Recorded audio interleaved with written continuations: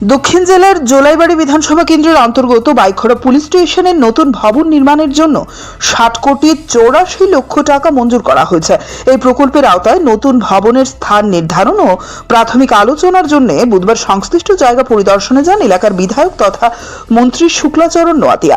সঙ্গে উপস্থিত ছিলেন পঞ্চায়েত সমিতির চেয়ারম্যান তাপস দত্ত, মহকুমা পুলিশ আধিকারিক বাপ্পি দেববর্মা, বাইখরা থানার ওসি বিষ্ণু চন্দ্র দাস, পূর্ত দপ্তরের আধিকারিকগণ। বাইখরা এলাকার আইন শৃঙ্খলা ব্যবস্থাকে আরো শক্তিশালী ও আধুনিক পরিকাঠামোর আওতায় আনতে বাইখরা পুলিশ স্টেশনের নতুন ভবন নির্মাণের উদ্যোগ নেওয়া হয়। এলাকা পরিদর্শন শেষে মন্ত্রী সংবাদ মাধ্যমকে জানান, প্রয়োজনীয় প্রশাসনিক প্রক্রিয়া সম্পন্ন করে খুব তাড়াতাড়ি নতুন পুলিশ স্টেশনের নির্মাণ কাজ শুরু হবে। আধুনিক ও আদর্শ বিধানসভা গড়ে তোলার লক্ষ্যে সরকারের উন্নয়নমূলক কর্মকাণ্ড ধারাবাহিকভাবে এগিয়ে চলেছে। আগামী দিনেও এই অগ্রযাত্রা অব্যাহত থাকবে।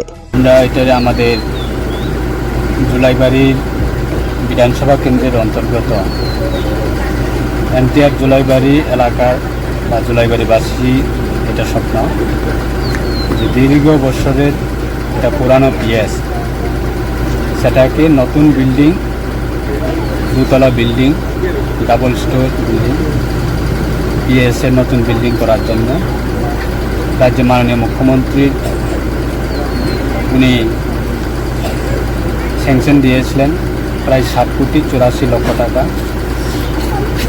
এবং গত অর্থ বছরে সেটা আমরা স্যাংশন পেয়েছি। এবং সেটা নতুন বিল্ডিং করার জন্য আজকে আমরা পিডব্লিউডি কনস্ট্রাকশন ডিপার্টমেন্ট এবং পুলিশ আরক্ষা দপ্তরের সহযোগিতায় আমরা বাইখরা পিএসে নতুন বিল্ডিং সেটা কনস্ট্রাকশন করার জন্য আমরা লোকেশন ভিজিট করি এবং ফাইনাল করি।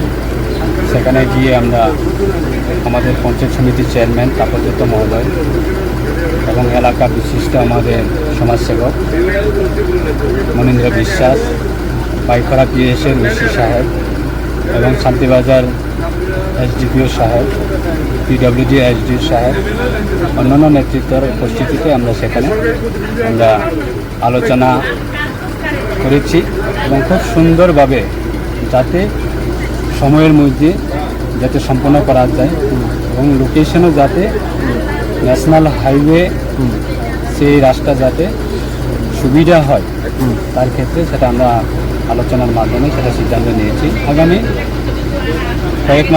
কয়েকদিনের মধ্যে টেকনিক্যাল প্রসেসিং কমপ্লিট হবে, তখন ফাউন্ডেশন স্টোন লাইন প্রোগ্রাম অনুষ্ঠান হবে।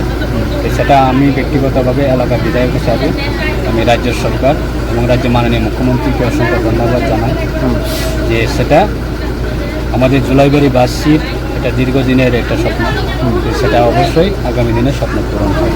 তার জন্য আমরা আজকে ভিজিটে এসেছি এবং বিভিন্ন এলাকাতে আমাদের বিভিন্ন প্রজেক্টগুলি সেটা আমরা ভিজিটে আমরা গিয়েছি, সেই কাজগুলি আমরা দেখছি। এই নতুন ভবন নির্মিত হলে আইন শৃঙ্খলা রক্ষা ও জনসেবার মান আরো উন্নত হবে বলে আশা প্রকাশ করেন সংশ্লিষ্ট মহল। Bureau report, CNA TV.